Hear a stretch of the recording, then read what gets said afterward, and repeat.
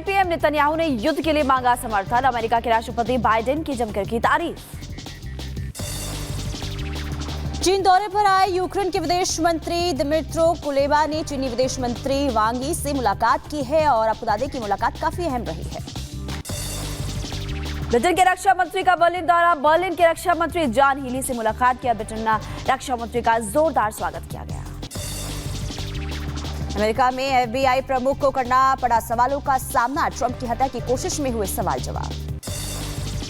Israel ने Gaza के खान यूनिस शहर पर मिसाइल अटैक किया। हमास के कई ठिकानों को तबाह कर दिया।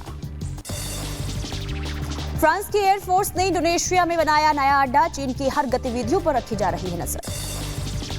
इजरायल ने गाजा में हमास के कई ठिकानों पर हमला किया। कई आतंकी संगठनों को निशाना बनाया।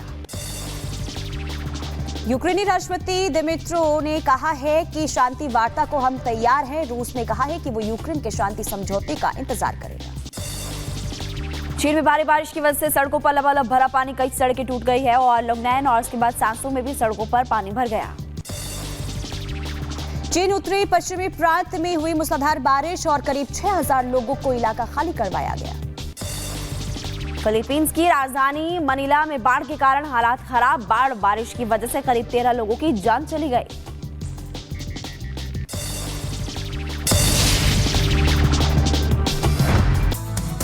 Welcome back. आप देख रहे हैं रिपब्लिक भारत और जाग उठा भारत में लगातार आपको देश दुनिया की तमाम बड़ी खबरें हम लगातार बता रहे हैं, लेकिन अब बात करेंगे पुलिस पर दफा 302 की। क्या है पूरा मामला, आपको पुनीता बताएंगे।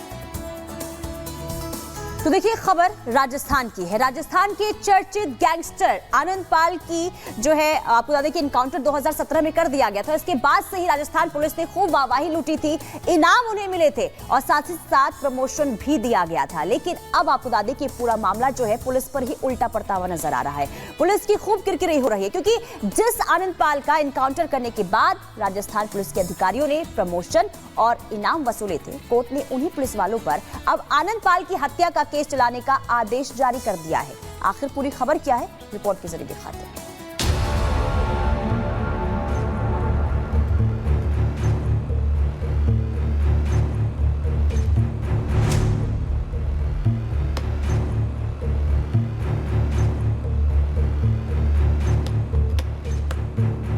राजस्थान के बहुचर्चित गैंगस्टर आनंद पाल एनकाउंटर केस ने अब एक नया मोड़ ले लिया है। इस केस की जांच में लगी सीबीआई की क्लोजर रिपोर्ट को कोर्ट ने खारिज कर दिया। सीबीआई कोर्ट ने गैंगस्टर आनंद पाल केस में सीबीआई की क्लोजर रिपोर्ट को खारिज करते हुए इस एनकाउंटर में शामिल रखे 5 पुलिस वालों के खिलाफ धारा 302 के तहत मुकदमा चलाने और जांच के आदेश जारी कर दिए हैं। आनंद पाल एनकाउंटर में पुलिस को झटका। आनंद पाल एनकाउंटर में कटघरे में चूरू पुलिस, 5 पुलिसकर्मियों पर चलेगा हत्या का केस। कोर्ट ने खारिज की सीबीआई के क्लोजर रिपोर्ट। दफा 302 के घेरे में आई इनाम लेने वाली पुलिस। आपको बता दें, राजस्थान के सबसे चर्चित गैंगस्टर रखे आनंद पाल के एनकाउंटर को लेकर पुलिस ने कोर्ट में यह दावा किया था कि 24 जून 2017 को गैंगस्टर आनंद पाल से जुड़ी खुफिया खबर मिली थी। जानकारी आई कि आनंद पाल राजस्थान के सालासर में छिपा है, जिसके बाद एसओजी की टीम आनंद पाल को पकड़ने पहुंची।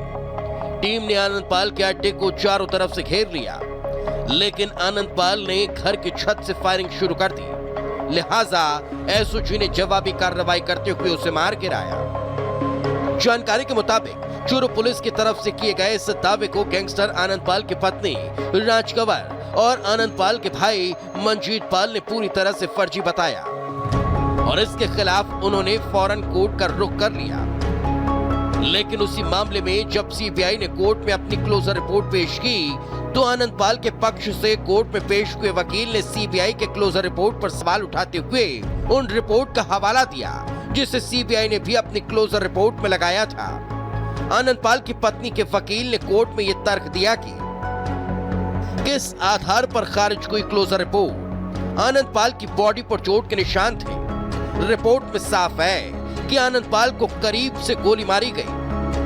रिपोर्ट फर्जी एनकाउंटर की पोल खोलती है और इशारा करती है कि आनंद पाल का एनकाउंटर फर्जी था।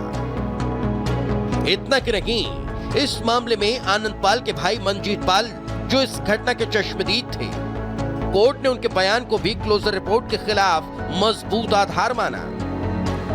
प्रोटेस्ट पिटीशन में हमने 4 गवाहों के बयान करवाए, जिसमें 2 डॉक्टर थे, एक आनंदपाल का भाई था जो इस गवाह का चश्मदीद गवाह था, रुपेंद्र सिंह, और आनंदपाल की पत्नी राजकौर। इन चारों गवाहों के बयान होने के बाद कोर्ट ने जो भी कोर्ट को एविडेंस ऑन रिकॉर्ड लगी उस सभी को सही मानते हुए जो सीबीआई की जो क्लोजर रिपोर्ट है वो अस्वीकार कर दी है और इस मामले में पुलिस को हत्या का दोषी माना गया है और 302 के तहत हत्या के मामले में प्रसंज्ञान लिया गया है।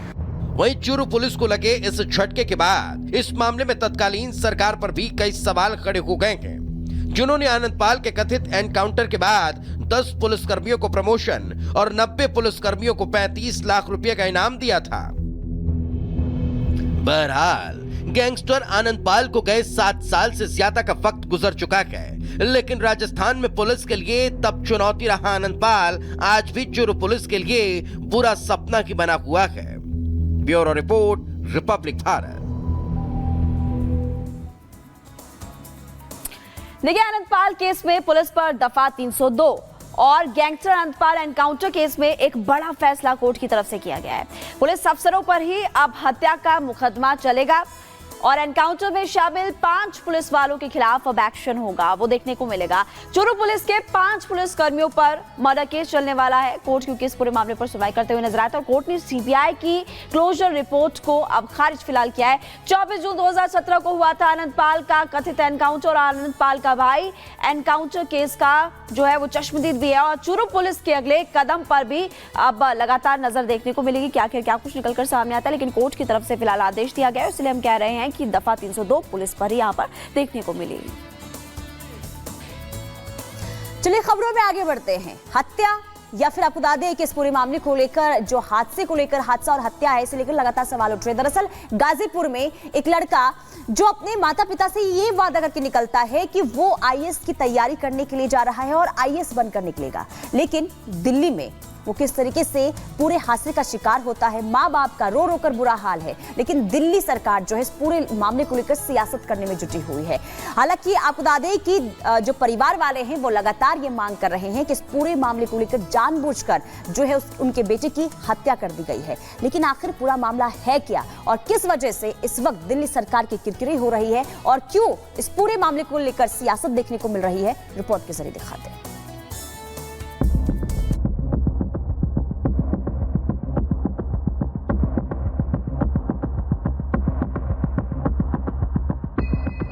दिल्ली देश की राजधानी है। हर साल यहां लाखों छात्र अपना भविष्य बनाने आते हैं, लेकिन अगर आप भी यही सब सोचकर राजधानी दिल्ली आने की सोच रखे हैं तो सावधान हो जाइए। अगर आपका बच्चा भी अपने सपने को साकार करने के लिए दिल्ली आने की सोच रहा है तो आप उसे भी सचेत कर दीजिए, क्योंकि कहीं ऐसा न हो कि सपने को सच करने के चक्कर में आप या आपके जिगर के टुकड़े की जान चली जाए, क्योंकि दिल्ली अब जानलेवा हो चुकी है।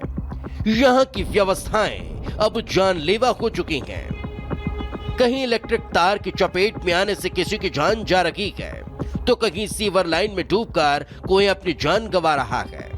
ताजा मामला दिल्ली के पटेल नगर इलाके से सामने आया है, जहां आईएएस की तैयारी कर रहे गाजीपुर के नीलेश राय की करंट लगने से मौत हो गई। बताया जा रहा है कि नीलेश घर से निकलकर कोचिंग जा रहा था।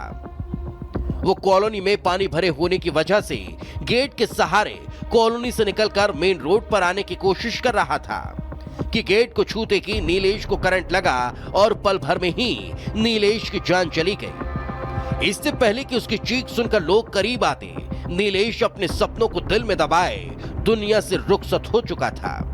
पुलिस जो है इस मामले में जांच कर रही है, क्योंकि पुलिस ने लापरवाही के तहत मुकदमा दर्ज किया है और मामले की जांच की जा रही है कि आखिरकार इस मौत के पीछे किस डिपार्टमेंट की जिम्मेदारी है। क्योंकि ये पूरा हिस्सा जो आप देख सकते हैं यहाँ पे वायरिंग दौड़ रही थी और वही वायरिंग जो थी वो नीलेश राय की मौत का कारण बनती। केजरीवाल सरकार की लापरवाही ने एक परिवार से उसका बेटा छीन लिया, एक मां की कोख उजाड़ दी, एक बहन से राखी के बंधन का अधिकार छीन लिया, एक हंसते खेलते परिवार में मातम का माहौल बना दिया। लेकिन हैरानी यह है कि बजाय इस मामले की जांच पड़ताल की बात होगी, घटना के जिम्मेदारों की तलाश होती, बेटा खोने वाले परिवार के जख्मों पर मरहम लगाने की बात होती, इस मुद्दे पर सियासत होने लगी। देखिए, इस पर एक इंक्वायरी ऑर्डर करी गई है। मैंने चीफ सेक्रेटरी को आदेश दिए हैं कि इस पर जांच भी करी जाए कि कौन जिम्मेदार है इस प्रकार की घटना के लिए। पहले ये समझना पड़ेगा कि इलेक्ट्रोक्यूशन वहाँ पर उस स्पॉट पर क्यों हुआ है, उसके बाद ही इस पर आगे की कार्यवाही करी जाए। दिल्ली सरकार की नालायकी के चलते, बिजली विभाग की नालायकी के चलते हुए डेथ हो गई है। वो डेथ नहीं मानी जाए तो हत्या मानी जाए।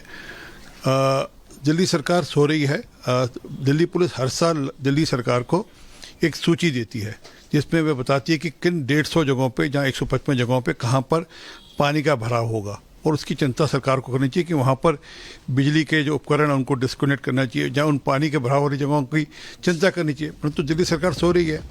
हालांकि दिल्ली में कोई पहली घटना नहीं है और न ही इस घटना की आखिरी होने की गारंटी, क्योंकि ऐसे हादसे के जिम्मेदार लोग अभी भी खुलेआम घूम रहे हैं।